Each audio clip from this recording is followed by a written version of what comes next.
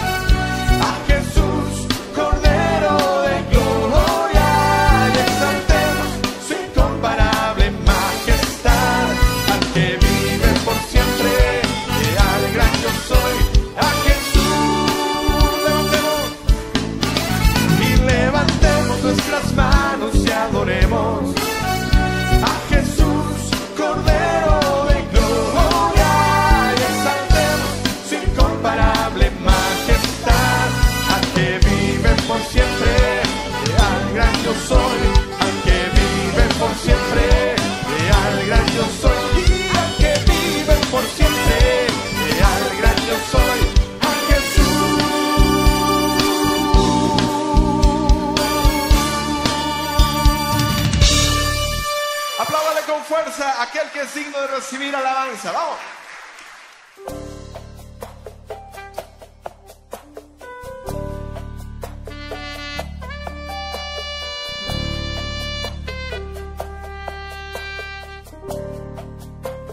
Llévame allá donde sé que habrá paz, donde tengo que callar para escucharte hablar, donde todo es realidad y el tiempo no existe más. Una y otra vez, al estar yo junto a ti, no me puedo contener. Cuando me miras así, ya no hay nada que decir. Eres todo para mí.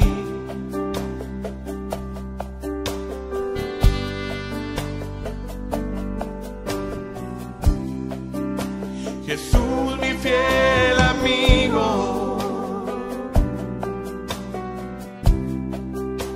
mi dulce caminar.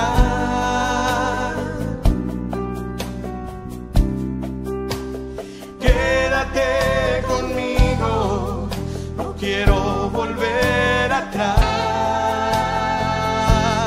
No quiero volver atrás.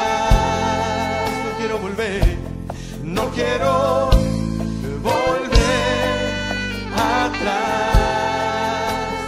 Llévame allá donde sé que habrá paz, donde tengo que callar para escucharte hablar, donde todo es realidad y el tiempo no existe más. Una y otra vez al estar yo junto a ti, no me puedo contener. Cuando me miras así, ya no hay nada que decir. Eres todo, todo para mí.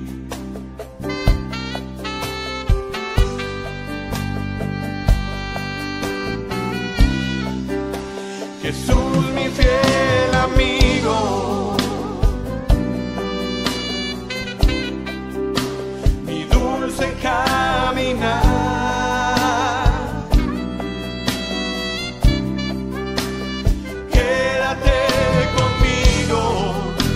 Quiero volver atrás, no quiero volver, no quiero volver atrás, no quiero volver atrás. Jesús, Jesús, mi fiel amigo,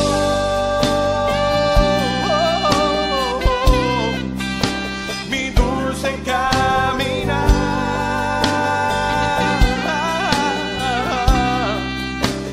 Quédate conmigo, no quiero volver atrás. Dígaselo fuerte, vamos. No quiero volver atrás, no quiero volver, no quiero volver atrás. Dígaselo de nuevo, no quiero volver, vamos. Y no quiero volver atrás. No quiero volver atrás.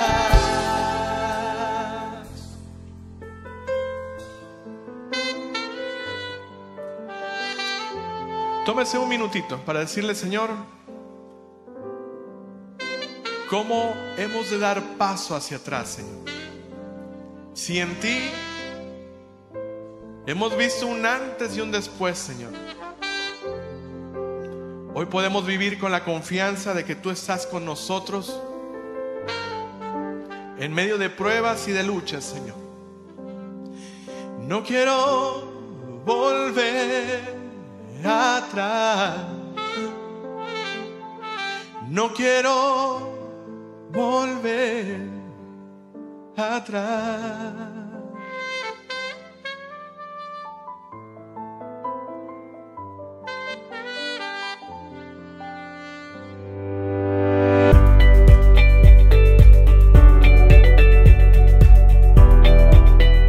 La Biblia nos dice que Cristo va a volver, ¿sabías eso?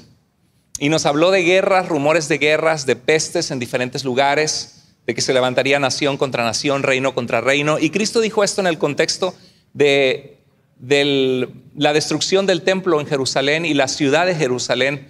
Y tal como Jesús lo dijo en Marcos capítulo 13 y en Mateo 24, que no quedaría piedra sobre piedra, así sucedió. En el año 70 los romanos entraron con Vespasiano y destruyeron, con este emperador destruyeron a los judíos. Y Jesús habló también de un fin de los tiempos y tenemos que estar preparados. Así que me da mucho gusto ver una iglesia que está dispuesta. Hoy es el día del Señor, porque el domingo resucitó el Señor Jesús de entre los muertos. Tradicionalmente en la cultura por los últimos siglos, aproximadamente desde el siglo VI, Sabemos que Jesús no nació en estas fechas. No sé si para usted es nueva noticia esto, porque algunos piensan, bueno, Jesús nació. ¿Qué celebramos en Navidad? El cumpleaños de Jesús. No, a Jesús no le celebramos cumpleaños. No es como que Happy Birthday Jesus. No es como que vamos a cantarle feliz cumpleaños Jesús porque naciste.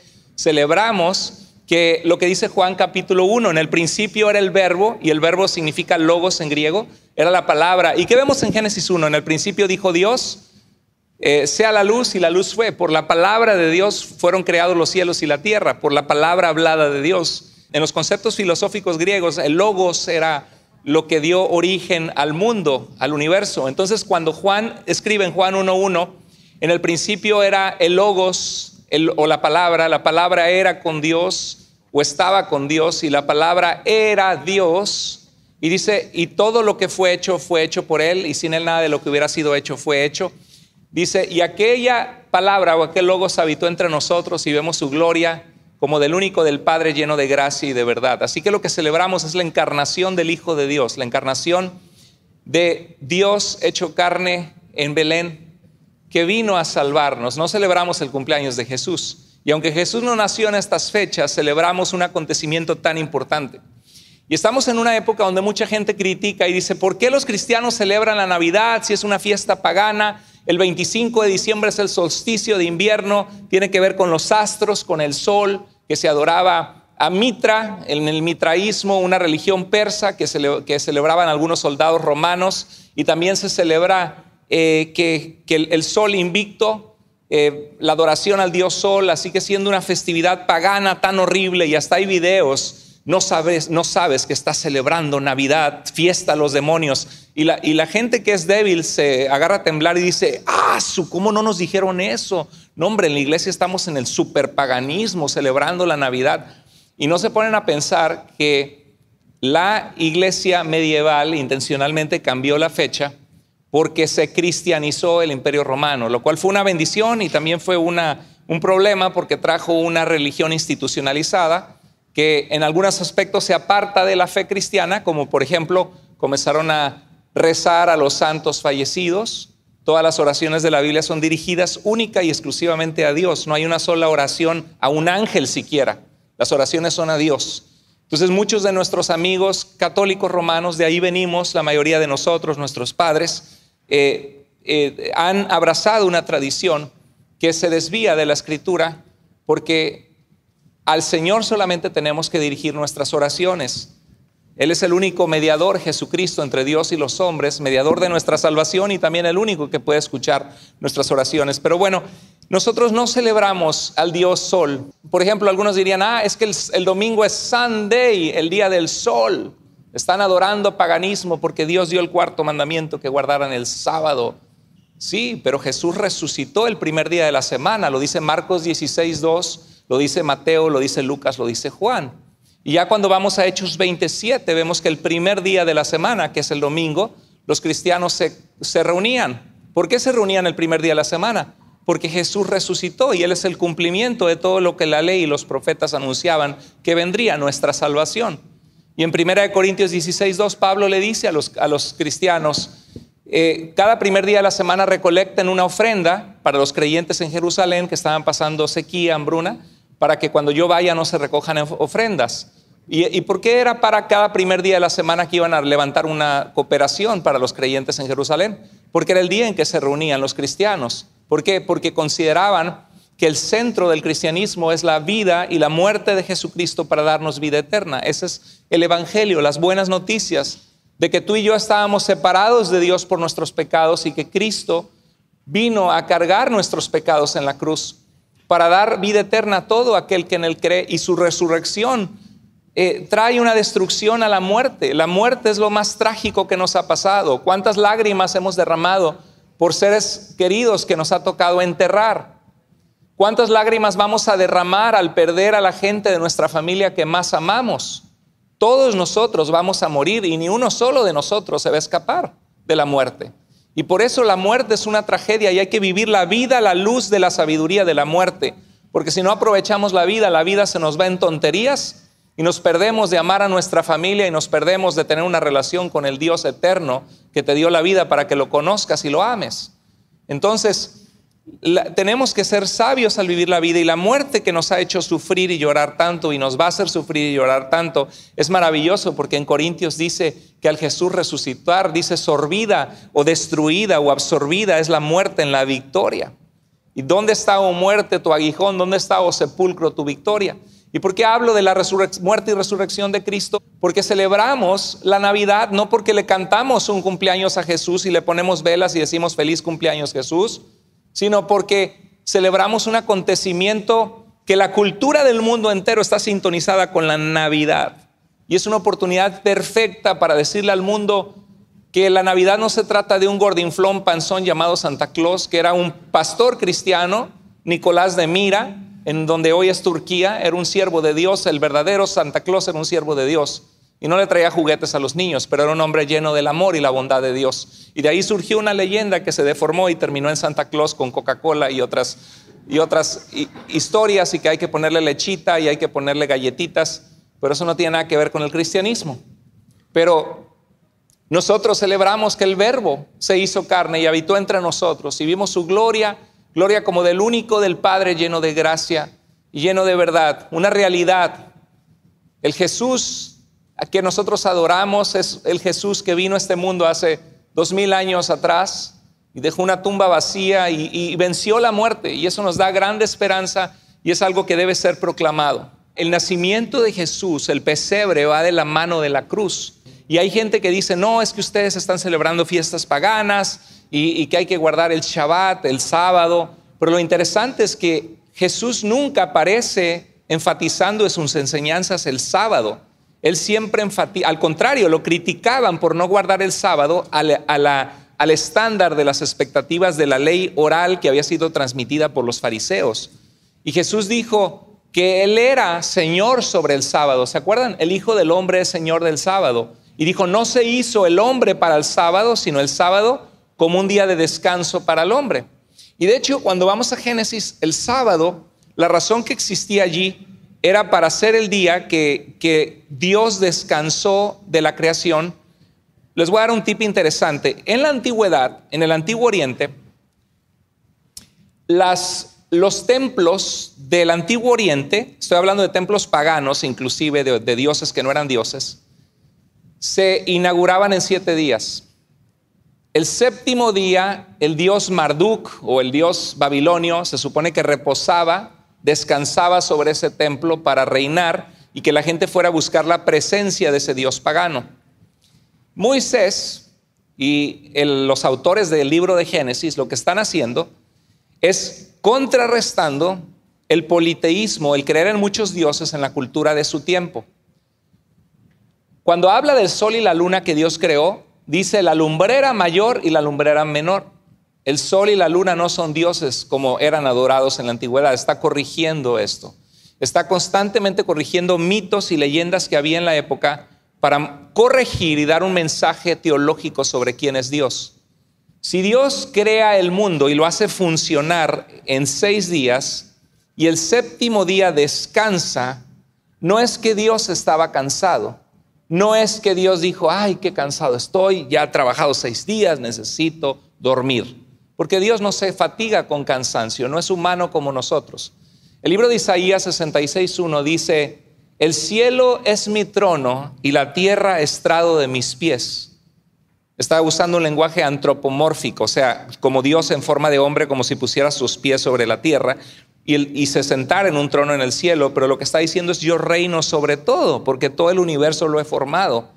Y no pueden ustedes construirme un templo para que yo quepa y more en ese templo chiquitito, solo en Jerusalén, ahí mora mi presencia y en ningún otro lugar, porque yo soy Dios. Dios es omnisciente, omnipresente, puede escuchar nuestras oraciones en todo lugar. Gloria a Dios por eso, que tú puedes orar en tu casa, yo en la mía, y el Señor nos escucha. La Virgen de Guadalupe, los santos no pueden hacer eso porque fueron humanos como tú y como yo.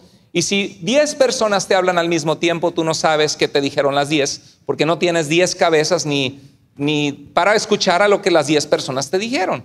Pero Dios sí, porque Dios es omnisciente, lo sabe todo, y al ser omnisciente es omnipresente, está presente en todo lugar. Entonces Dios dice, el cielo es mi trono, la tierra es estrado de mis pies. ¿Dónde está el templo que me habrán de construir? Y dice, ¿dónde será el lugar de mi descanso o de mi reposo? Isaías 66:1. ¿Qué está diciendo Dios? ¿Dónde está el lugar donde yo me voy a sentar a reinar como el Dios que soy?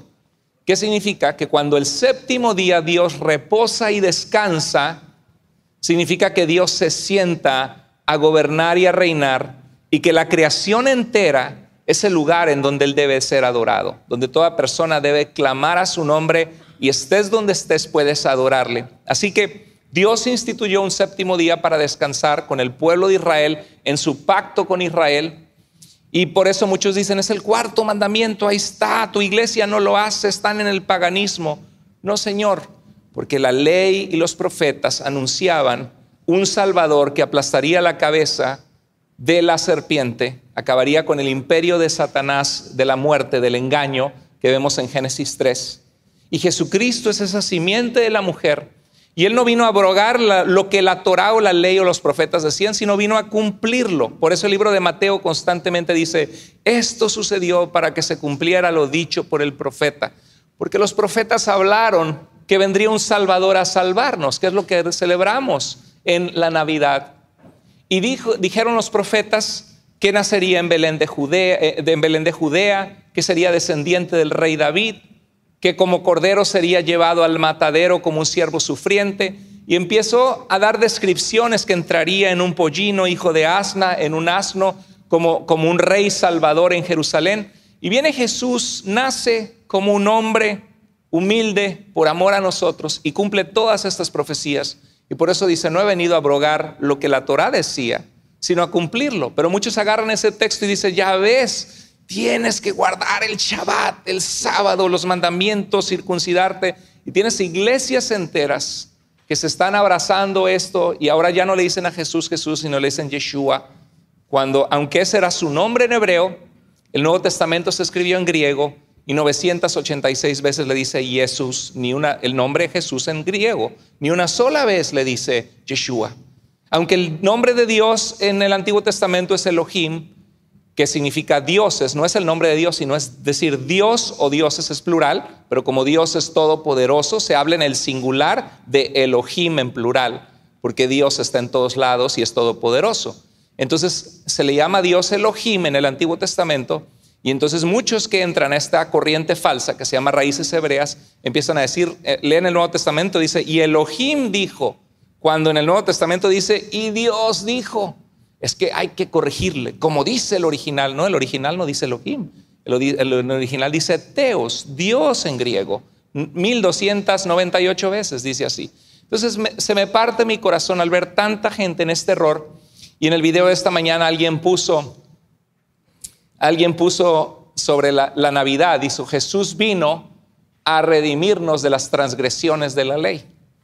Como diciéndonos a toda la cristiandad que nosotros somos desobedientes porque no guardamos el Shabbat, no guardamos las leyes, cuando no se ponen a pensar que las transgresiones de la ley, ¿cuál fue la transgresión? Cuando habla de la ley es de las cosas que Dios ha mandado, ¿sí? Y lo que Dios mandó antes, Dios no lo manda necesariamente ahora. Dios le dijo a Noé que construyera un arca, pero cuando abres el libro de Génesis, capítulo 6, y oyes del diluvio, no estás pensando, mañana voy a Home Depot y compro madera, porque Dios me dice aquí que yo construí un arca. No, ¿verdad? Porque Dios le dijo eso ¿a quién? A Noé, con un propósito específico. Dios hizo un pacto con Israel y nosotros no somos el Israel étnico bajo ese pacto en el monte de Sinaí. Y hay una cosa interesante, que Adán y Eva, ¿cuál fue su transgresión contra Dios de Adán y Eva? ¿No guardar el Shabbat? Su transgresión de Adán y Eva fue no estar circuncidados, que era el pacto de Abraham con su pueblo. La transgresión de Adán y Eva fue no guardar las fiestas de Israel. El pecado de Adán y Eva fue que comieron pulpo, camarón o puerco y no guardaron las leyes de Levítico capítulo 11 de los animales inmundos. La transgresión de Adán y Eva fue que desobedecieron a Dios. Dios quiere que tú y yo vivamos en obediencia a su voluntad. Lo que Dios determinó en ese entonces no significa que es el pacto de los creyentes bajo Jesús, Yeshua, el Mesías que ya vino.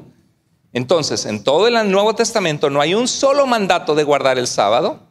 Se ve a Pablo reuniéndose como acostumbraba con la iglesia el primer día de la semana. Se menciona que Jesús en los 4 evangelios resucitó el primer día de la semana. Y se menciona en 1 Corintios 16:2 que la iglesia se reunía y acostumbraba a reunirse el primer día de la semana, ¿sí? Los gentiles que no son Israel no están obligados a guardar esas cosas. Y se ve en Apocalipsis 1:10, se ve que estaba Juan en el día del Señor. Y el día del Señor no era el Shabbat. El día del Señor en la iglesia primitiva se conoce como el día de Jesús. La palabra Señor es una alusión al Dios del Antiguo Testamento. Y a Jesús se le llama Señor, ¿sí? Porque Él es Dios encarnado. Y el día del Señor es el día que nuestro Señor Jesús resucitó. Y ya se menciona ese día, el primer día de la semana, como el día del Señor. Algo más, en Romanos 14, Pablo dice, se lo voy a parafrasear, usted puede ir y buscarlo en su Biblia. Pablo dice, yo sé que hay algunos en la iglesia que son judíos, que están acostumbrados al pacto que Dios hizo con ellos en el Sinaí, y otros que son gentiles de las naciones de la tierra que han venido a confiar en Jesús como estaba prometido. No se peleen por qué días habrán de reunir. Uno considera iguales todos los días. Uno considera un día más importante, el Shabbat, porque es el 4º mandamiento.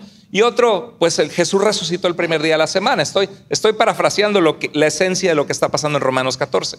Y Pablo no dice que no saben que el Shabbat es el 4º mandamiento y que hay que guardarlo. No, Pablo dice, cada uno esté convencido en su propia conciencia. El que guarda un día para el Señor lo hace, el que no guarda otro día para el Señor también no lo está guardando, cada uno esté convencido.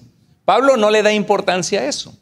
Y dice, alguno cree que se ha de comer de todo, otros come solo legumbres, tiene sus leyes dietéticas conforme a la ley de Levítico 11, pero dice, cada uno esté convencido porque el reino de Dios no consiste en lo que tú comes, ¿sí? Sino en el poder de Dios y en la obediencia a Dios en tu vida. Eso es lo que consiste, ¿sí? Y en Colosenses 2:16 Pablo dice, en cuanto a días de fiesta, luna nueva, días de reposo, todo lo que la ley mandaba, decía, nadie les juzgue. Y el contexto no es por guardarlos, como algunos lo tergiversan, sino por no guardarlos.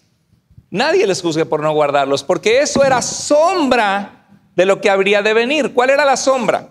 Un Israel que una vez a la semana se detenía y decía, Dios es mi proveedor en el Shabbat. Y sigue siendo un principio, Dios es mi proveedor, no tengo que trabajar hoy.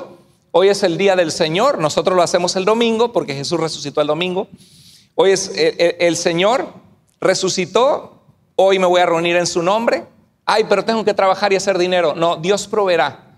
Yo necesito quitar todos mis afanes de mi mente y enfocarme en el Señor hoy, porque si no hago una pausa una vez a la semana, quizás se me olvida que mi vida depende de Dios.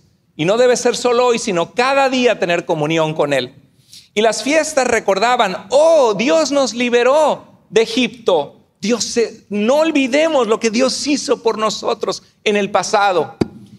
Es la fiesta de la Pascua. Luego 50 días después la fiesta del Pentecostés. Dios es nuestro proveedor. Cada comida que tenemos, el cultivo que nos ha dado, Él es bueno y fiel y nos ha dejado su instrucción. Israel por eso pausaba con fiestas para recordar la bondad constante de Dios en sus vidas. La fiesta de los tabernáculos. Nosotros vivimos en el desierto por 40 años sin una casa fija.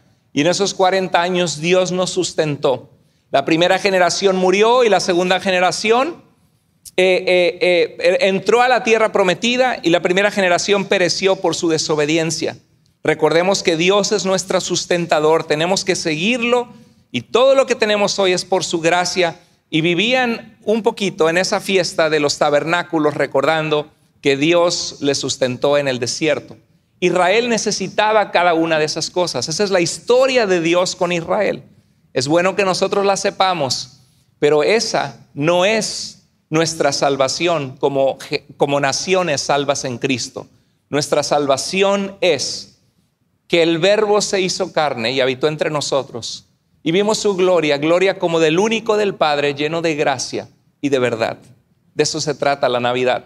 Y muchos dicen, ay, la Navidad, paganismo, en vez de guiar las fiestas que están por el eterno puestas en las Escrituras.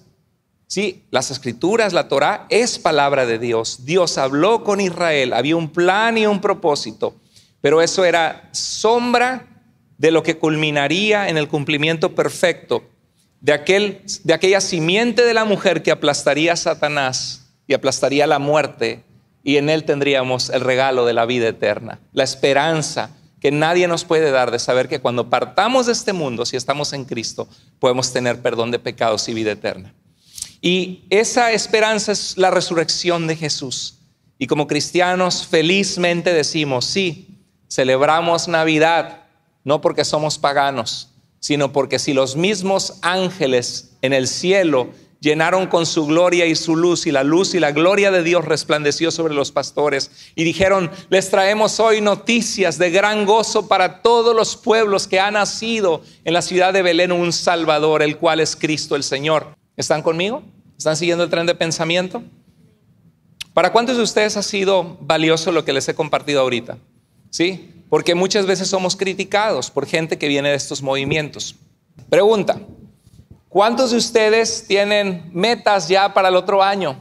Ay, ¿cuántos de ustedes tienen metas para el otro año? ¿Algunos de ustedes ya han pensado qué metas tengo para el otro año o no? Levante la mano. Wow, y los demás como que pues yo todavía no la pienso, pero me la invento. No, ¿verdad? Por pena, no. Bueno, ¿cuántos de ustedes alcanzaron la meta que tenían el año pasado? A veces nos hacemos metas y luego no las seguimos y no las cumplimos. Bueno, hay 3 metas para comenzar el año que quiero compartirles, pero quiero primero que nada que reflexionemos en las razones por las que vino Jesús. En 1 Timoteo 1:15 dice, palabra fiel, digna de confianza, de ser recibida por algunos, por todos, que Cristo Jesús vino al mundo para salvar ¿a quién? A los pecadores. Que Cristo Jesús vino al mundo para salvar a los pecadores. ¿Para qué vino Jesús? ¿Para qué nació? Díganme. Para salvar a los pecadores. ¿Estamos incluidos ahí nosotros? Sí. Estábamos condenados por nuestros pecados, una eternidad en el infierno, y Cristo vino a salvarnos. En Juan 18:37, Jesús es entrevistado por Poncio Pilato y le dice, así que tú eres el rey, porque le dijo, mira, tus mismas autoridades te han entregado a mí y dicen que eres el rey de Israel, porque le decían hijo de David, descendiente de Israel conforme a las profecías, y le dijo, así que eres rey. Y Jesús le hace a Pilato decir él mismo lo que estaba cuestionando. Dice, para esto yo he nacido y para esto vine al mundo. ¿Para qué vino al mundo Jesús? Para dar testimonio de la verdad, para decir la verdad que el mundo necesita y que el mundo no sabe, las verdades espirituales de Dios, del Padre que nos ama, que nos ha enviado un Salvador. Todo el que está de parte de la verdad escucha mi voz. Y aquí ese es otro pasaje que dice a qué vino Jesús. Primero que nada, el pasaje anterior vimos que vino a salvar a los pecadores. Jesús vino a dar testimonio ¿de qué? De la verdad. En Marcos 1:38 dice a los discípulos, vámonos aquí a otras aldeas cercanas donde también pueda predicar. Predicar no es que te paras con una Biblia necesariamente y predicas, sino es proclamar. Que proclamar es decirle a la gente quién es Dios y el plan de Dios para sus vidas, que deben arrepentirse y seguirle al Señor. Dice, donde pueda predicar. ¿Y qué dijo Jesús? Para esto he venido. ¿A qué vino Jesús? A dar testimonio de la verdad. Y vino a proclamar la verdad y la salvación a las naciones, primero a Israel y después a enviar a los discípulos a las naciones. Y Lucas 19:10 dice, porque el Hijo del Hombre vino a buscar y a salvar, ¿qué cosa? Lo que se había perdido. A eso vino Jesús. Muchos andan perdidos como ovejas sin pastor y necesitan la salvación que Cristo vino a darles. Toda aquella persona que no está en Dios se encuentra perdida, se encuentra lejos de su Creador.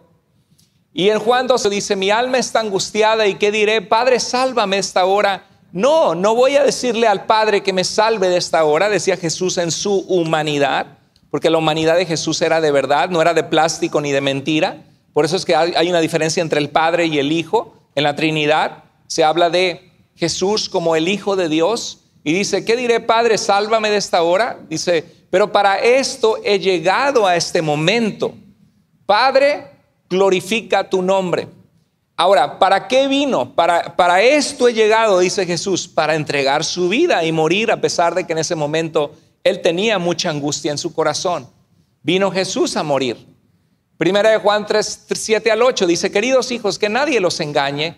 El que practica la justicia es justo en su forma de vivir. Trata a los demás de forma correcta, así como Dios es justo. El que practica el pecado, ese es un pasaje muy duro, es del diablo. Y decimos, Señor, ¿será que yo soy del diablo? Porque yo llego a pecar y a veces fallo en áreas. Es un pasaje difícil. Pero por el otro lado nos dijo que el que dice que no tiene pecado es mentiroso. Y si confesamos nuestros pecados, Dios, que es fiel y justo, nos los perdonará y nos limpiará de toda maldad. Entonces, por un lado, Primera de Juan mantiene la tensión de decir que nadie puede decir que no ha pecado, ni aun el cristiano más fiel, porque tenemos áreas que fallamos. Por el otro lado, no podemos vivir con esa excusa y decir, al cabo todos somos pecadores y qué, te trato mal, pero al cabo hago tranza, pero al cabo nadie es perfecto. No, Señor, con Dios no se juega. Tenemos que vivir con esa tensión de que sí fallamos, y por el otro lado está la tensión de que no debemos practicar el pecado como algo que no nos importe, como lo más normal, sino si llegamos a pecar, confesar nuestros pecados y buscar vivir una vida agradable a Dios. Dice, el que practica el pecado es del diablo, porque el diablo ha estado pecando desde el principio. Y dice el verso 8, en la segunda parte, el Hijo de Dios fue enviado precisamente para, ¿qué cosa? Destruir o deshacer las obras del diablo. Cristo vino a deshacer en nuestras vidas lo que Satanás quería sembrar en nosotros, hacernos personas pecadoras, amargadas, cínicas, que no nos importan los demás, no nos importa Dios. Cristo vino a deshacer en nosotros lo que el diablo quería hacer en nuestras vidas y en la humanidad. Y eso es cierto. Matrimonio que Cristo llega, no que sea perfecto, porque hay una humanidad y hay egoísmos y orgullos y cosas que madurar en esa relación, pero cuando Cristo llega, Cristo cambia un matrimonio cuando los dos se rinden al Señor. Cuando Cristo llega a una familia, esa familia no es la misma que era antes en su forma de vivir. Dios cambia. Cristo vino a destruir las obras del diablo, de Satanás. También dijo en Juan 10:9, yo soy la puerta, si alguno entra por mí, está hablando que es la puerta de las ovejas, como un redil. Entonces, ¿a dónde va la oveja? ¿Se va allá se pierde por ahí al espacio abierto y se la come un coyote y la matan? No, las ovejas necesitan a un pastor, alguien que cuida las ovejas. ¿Y quién es nuestro buen pastor? El Señor. El Señor dice, yo soy el buen pastor, dice Jesús, y el buen pastor su vida da por las ovejas. El Salmo 23 dice, el Señor es mi, ¿qué? Pastor, nada me faltará. Aunque ande en valle de sombra de muerte, no temeré mal alguno, porque tú estarás conmigo. Una oveja necesita un pastor. Y aquí Jesús, además de usar la imagen del buen pastor, dice, yo soy la puerta de las ovejas. Cuando hay una puerta, es para que las ovejas entren a un redil o un espacio amplio y estén tranquilas. Dice, yo soy la puerta, si alguno entra por mí será salvo, y entrará y saldrá. Me llama la atención porque dice entrará y saldrá, porque Dios no nos tiene encarcelados a la fuerza para servirle.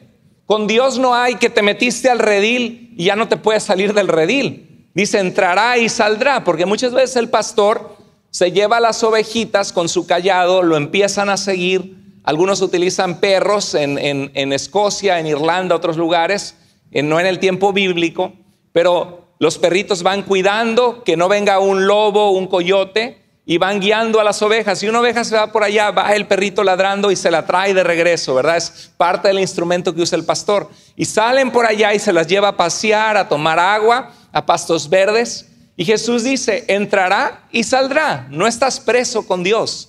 Dios nunca te va a obligar a ser santo. Dios no te va a obligar a ser fiel. Dios no te va a obligar a servirle. Dios no te va a obligar a dar para su obra, que su obra necesita que todos cooperemos y demos para que el reino de Dios sea expandido. Dios no te va a obligar a hablarle de Cristo a tus amigos. Dios no te va a obligar a tener estudios bíblicos familiares.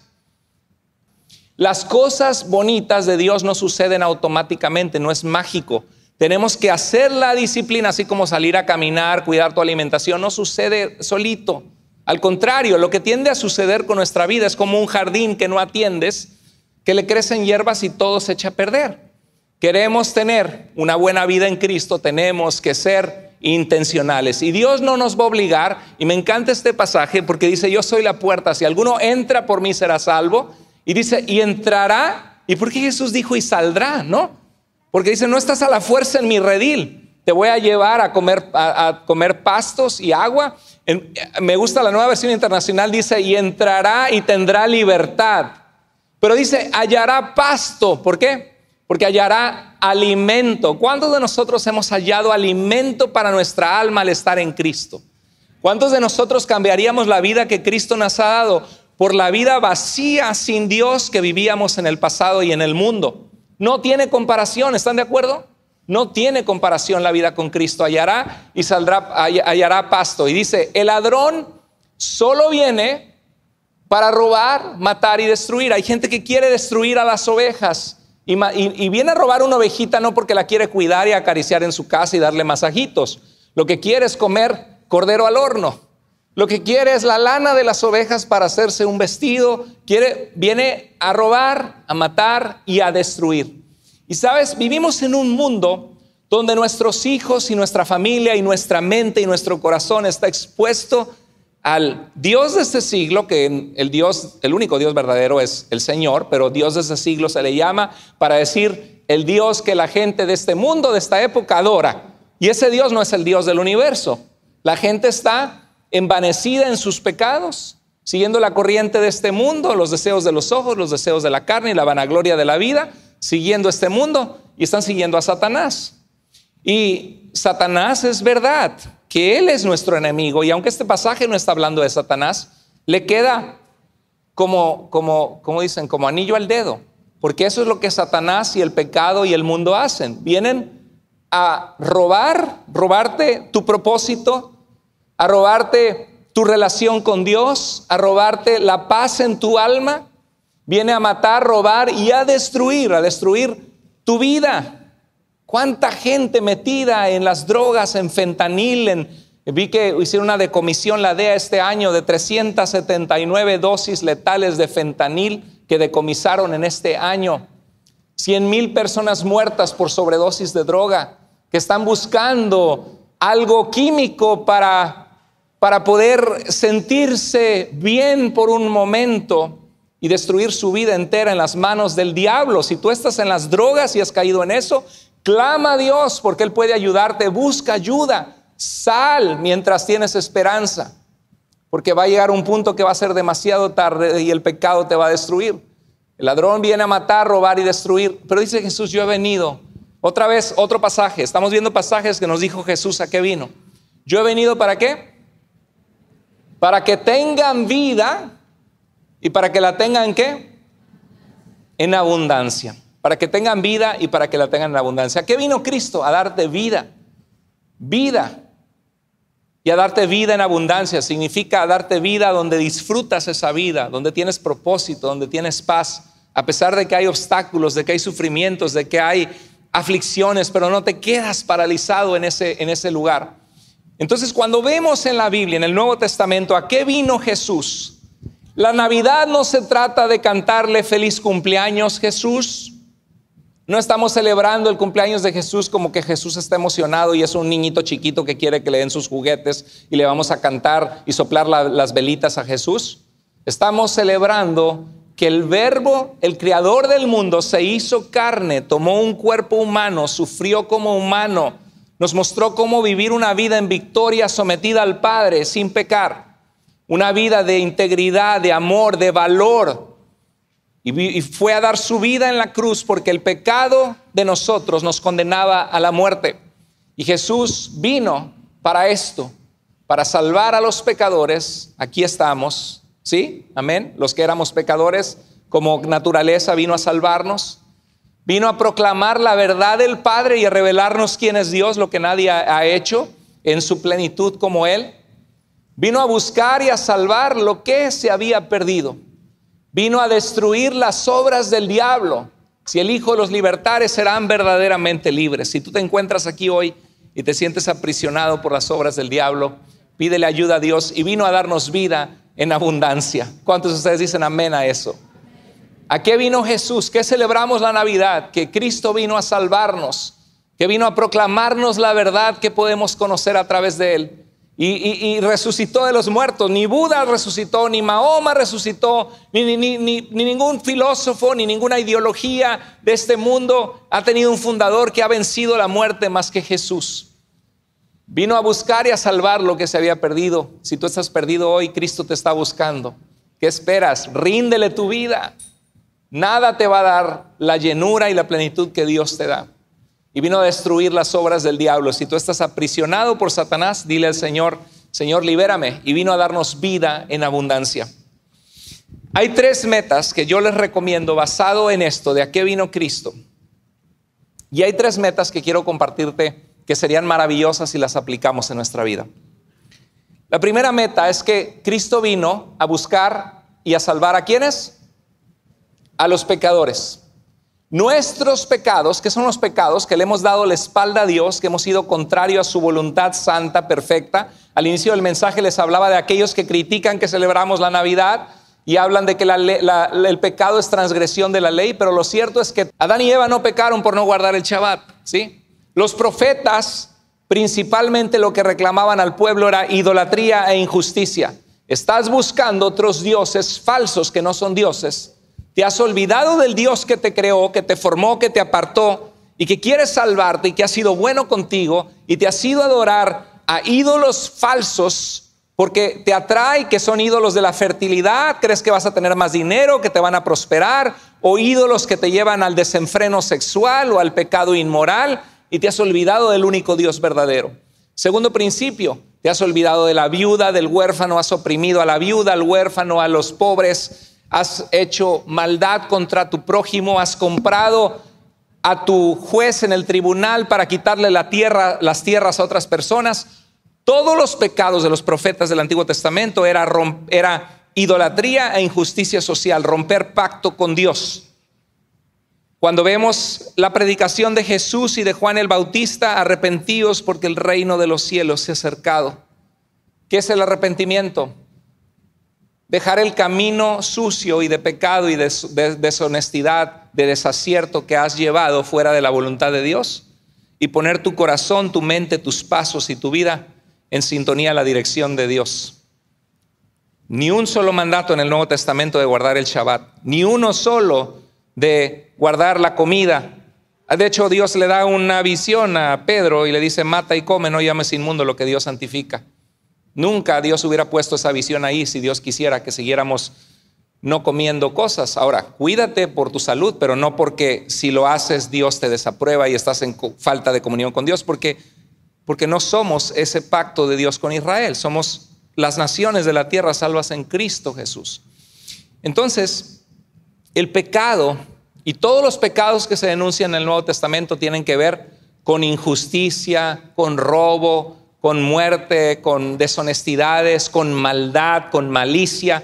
Nunca, cuando habla de guardar la ley y no pecar contra Dios en el Nuevo. Primera de Juan: el pecado es infracción de la ley. ¿De qué está hablando? El que dice que ama a Dios y aborrece a su hermano es mentiroso. Está hablando de no tener amor.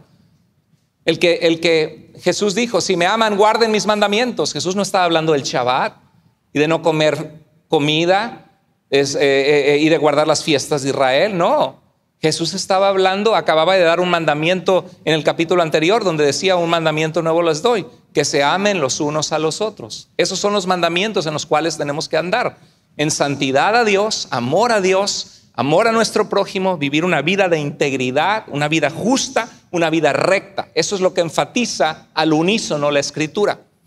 Entonces, este reto que te doy para meta para el otro año: ¿por qué no procuramos en nuestra vida ser obedientes a Dios y pecar menos que este año? ¿Por qué no le decimos a Dios, Dios, quiero vivir una vida para ti? Quiero vivir una vida si tu venida fue por mis pecados. La salvación es gratis, pero no fue gratuita para nosotros, pero costó a Cristo su sangre, su humillación. Entonces lo que hay que hacer es decirle, Señor, quiero vivir una vida centrada en ti. 3 acciones de la encarnación de Jesús que debe llevarte a hacer: apártate del pecado, vive para Dios. Mira lo que dice: y por todos murió Jesús, y para eso vino. ¿Para qué? Para que los que viven ya no vivan para sí mismos, sino para aquel que murió y resucitó por ellos. Amén. Primera meta: vive para Dios. Apártate del pecado este año que viene, 2023. Vive para Dios y apártate del pecado. ¿Cuántos decimos, Señor, ayúdame a vivir para ti? Quiero apartarme de aquello que en mi vida que te desagrada a ti. ¿Sabes qué? Cuando hagas eso vas a ser más feliz. Dios bendice, Dios honra a los que le honran. Segunda meta que quiero compartirte: ¿qué sucedió en el cielo? ¿Qué dijeron los ángeles cuando anunciaron a los pastores la venida de Jesús? Gloria a Dios en las alturas y paz en la tierra en los hombres en los que Dios se complace. ¿A qué vino Cristo? A traernos paz con Dios. ¿Sí? Y un niño nos es nacido, hijo nos es dado, y el principado será sobre su hombro, y llamará su nombre Dios fuerte, Padre eterno, consejero, Dios fuerte, Padre eterno. ¿Qué dice? ¿Príncipe de qué? Príncipe de paz. ¿Quién es el príncipe de paz? El rey de paz, Jesucristo. Celebramos en esta semana el nacimiento de Jesús. Y si Él vino a nuestras vidas, debemos vivir en paz. ¿Alguien de ustedes sabe lo que dice Romanos 5:1? Justificados, pues, por la fe, tenemos ¿qué?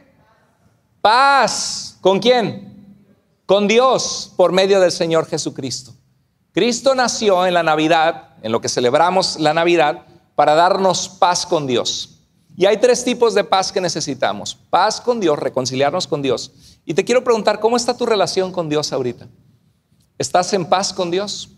¿Cómo está tu vida con Dios? Cristo vino a reconciliarte con el Padre, y una meta maravillosa que te recomiendo para este año es: decide en tu corazón, busca la paz con Dios. ¿Qué otro tipo de paz hay? La paz del corazón, la paz interna. ¿Sí? Jesús dice: por nada estén afanados, sino sean conocidas sus peticiones delante de Dios con oración y ruego. Y la paz de Dios, que sobrepasa todo entendimiento, guardará sus corazones y pensamientos en Cristo Jesús, Señor nuestro. Yo no sé si estás muy preocupado y afanado con algo en tu vida ahorita. Es que no sé cómo le vamos a hacer, es que no sé qué va a pasar. ¿Y qué pasa cuando uno tiene cargas y presiones?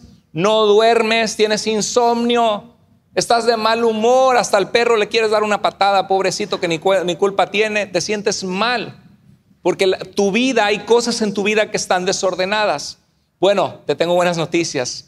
Hay uno que se llama Consejero admirable, Dios fuerte, Padre eterno, Príncipe de paz. Puedes pedirle a Él que le ayude a tu vida, que te guíe y que traiga la paz interna que necesitas. Ahora, quiero preguntarte, ¿cómo está la paz en tu casa? Dice, no, pastor, se ponen buenos los paz, no. ¿Cómo está la paz en tu casa? Dijo Jesús, bienaventurados los pacificadores, porque ellos serán llamados, ¿qué? Hijos de Dios. Yo te animo a que busques la paz de Dios en tu vida. Y tercer y último consejo para comenzar el año. Cristo vino a dar testimonio de la verdad, lo leímos, ¿verdad que sí? Cristo vino a predicar en cada aldea porque para eso había venido, ¿verdad que sí? Y Cristo vino a buscar y a salvar lo que se había perdido. Lo vimos en el mensaje, ¿sí o sí? Sí. Entonces Jesús dijo, como el Padre me envió, yo también, iglesia, los envío. Y dice en Mateo 28, 19 al 20, dice, vayan y hagan discípulos ¿de quién? De todas las naciones, bautizándolos en el nombre del Padre, del Hijo y del Espíritu Santo, enseñándoles que guarden todas las cosas que yo les he mandado, y aquí que yo estoy con ustedes. ¿A veces? No, yo estoy con ustedes todos los días. ¿Hasta cuándo? Hasta el fin del mundo. Hermano y hermana en Cristo, si tú estás en la iglesia, el hablar de Jesús, el compartir con otros de Jesús, es la razón por la que Cristo vino. Los pastores, los ángeles le dijeron: les traigo noticias de gran gozo, que serán motivo de ¿qué? De alegría. ¿Para quién? Para todos. ¿Y sabes quién va a compartir esas noticias? Usted va a decir: la iglesia a la que voy. ¿Y quién es la iglesia? La iglesia es la gente. ¿Sabes quién va a compartir eso? Pues usted, pastor. Usted a eso se dedica, usted, Dios le llamó, usted predique. 78% de cristianos no le han hablado a nadie de Cristo en los últimos 6 meses. 59% de cristianos no han invitado a nadie a su iglesia para oír el evangelio en los últimos 6 meses. Vivimos un tiempo de cristianismo a la ligera. Nada más el Dios que me prospera, me bendice. Pero no nos metemos con Dios para comenzar un año viviendo para su gloria. Si Él dejó su gloria y todo lo que hay, si Él murió por nosotros, para que nosotros ya no viviéramos para nosotros mismos, sino para aquel que murió y resucitó por nosotros. Somos llamados a compartir con otros las virtudes, las maravillas de aquel que nos llamó de las tinieblas a su luz admirable. Quiero preguntarte: ¿a quién le has hablado de Cristo en los últimos 6 meses? En los últimos 3 meses, ¿a quién le has hablado del Señor? ¿A quién has invitado a la iglesia? Si lo has hecho, te felicito. Gracias a Dios por tu vida. Pero creo que todos, incluyéndome yo, todos podríamos practicar el evangelismo mucho más de lo que lo hacemos. ¿Está de acuerdo usted conmigo? Y creo que no va a haber cosas tan lindas en la eternidad como traer personas que han venido a los pies de Jesús a través de tu testimonio, de lo que tú hablas, de todo lo que tú les compartes. Yo quiero invitarte, ahora que reflexionamos en la Navidad, ¿qué hicimos hoy? Reflexionamos el significado de la Navidad, que no es soplar velitas y decirle feliz cumpleaños Jesús, sino la realidad de que el Dios que hizo el universo se encarnó y se humanó y vino a dar su vida por nuestros pecados. Vimos que los cristianos no estamos bajo ese pacto de Dios con Israel en el monte Sinaí, porque las verdades que Jesús reveló cumplió lo que estaba escrito en la ley y en los profetas acerca de Él. Y la Biblia, el centro de la Biblia es Jesús. El centro de la Biblia no es la Torá, la ley, como dicen los judaizantes. El centro de la Biblia no es la iglesia santa única en la cual se encuentra la verdad, la iglesia católica. No, el centro de la Biblia es Jesús. Por eso dice: yo soy el camino, la verdad y la vida, y nadie llega al Padre si no es por mí. Y los que venimos a su salvación nos convertimos en su iglesia santa, en su iglesia que permanece en las doctrinas apostólicas, en esa iglesia que permanecemos en la gracia de Dios, caminando en obediencia. Vimos que al reflexionar en todo lo que Jesús vino a hacer, a buscar y a salvar lo que se había perdido, a proclamar la verdad, a dar testimonio de la verdad, a deshacer las obras del diablo, a darnos vida en abundancia, la mejor manera en esta semana que comienza, que vamos a comenzar un año nuevo, es decir: Señor, mi vida es una vida cristocéntrica. Tú viniste a hacer eso, Señor. Yo quiero tener tu vida abundante. Yo quiero que tú deshagas en mi vida las obras del diablo que viene a matar, robar y destruir mi vida y la de mi familia.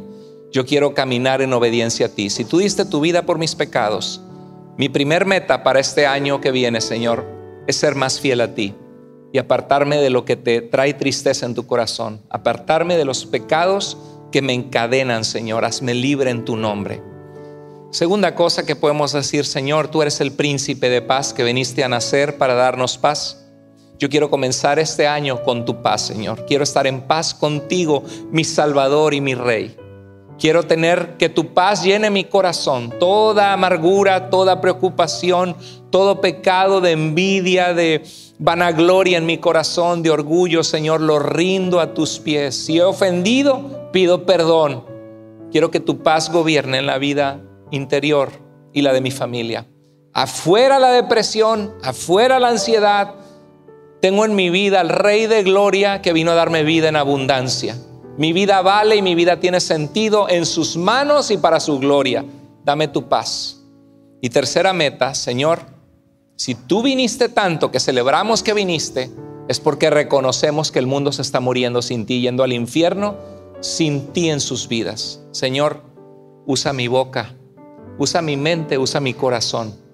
Yo quiero proclamar a las naciones tu gloria. Yo quiero que otros amigos sepan lo que tú hiciste en mí.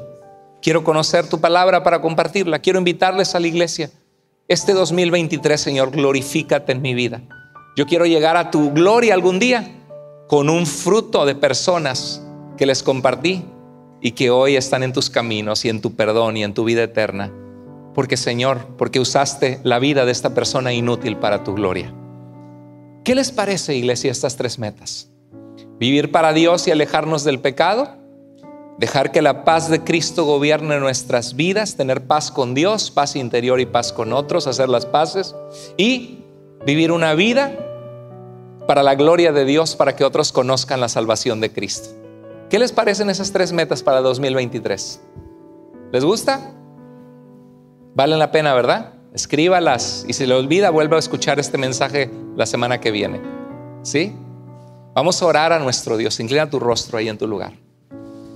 Bendito Dios y Padre, te amamos. Gracias por haber venido a este mundo a morir por nosotros. Gracias por la libertad que tú nos has dado en Cristo Jesús. Gracias por el privilegio de estar en tu verdad. En un mensaje cristocéntrico, centrado en Jesús como el Salvador, como el Rey, como el Señor de nuestras vidas. Te pedimos ayuda, Dios, porque queremos hacer esas tres cosas que tú nos pides, Señor. El apartarnos del pecado y el vivir para ti. El dejar que tu paz reine en nuestras vidas en medio de la incertidumbre, en medio de guerras en el mundo, en medio de virus y pestes y mortandad. Danos tu paz, Señor. Y ayúdanos a vivir en paz con nuestra familia, con nuestros hermanos, con la gente que debemos amar. Te pedimos, Señor, que este año que viene nos des fruto para tu gloria. Que podamos ver vidas y familias enteras que vienen a Cristo, que son rescatadas del pecado, que vienen a tus pies, Señor. Te amamos, Señor. Ayúdanos, Padre. Así como estamos todos, si Dios habla a tu corazón, ahí donde estás en tu lugar, dile: Señor, este mensaje es para mí, Padre. Yo quiero tomar el reto de lo que tú hablaste hoy para mi vida. Quiero comenzar a pensar, Señor, para este año, que mi vida sea usada para tu gloria como nunca antes lo ha sido, Señor. Quiero que tu paz gobierne en mi vida y quiero vivir para ti. Alguna persona levanta su mano y dice: Señor, esto es para mí. Gloria a Dios. Dios te bendiga, queridos hermanos, Dios te bendiga. Gloria a Dios. Gloria a Dios. Que la paz del Señor, que la fortaleza del Señor sea con ustedes. Las armas de nuestra milicia no son carnales, sino poderosas en Dios para la destrucción de fortalezas. Padre, gracias por tu iglesia amada. Gracias por este día hermoso. Te damos la gloria y la honra. Te amamos, Señor. En el nombre de Jesús oramos. Amén.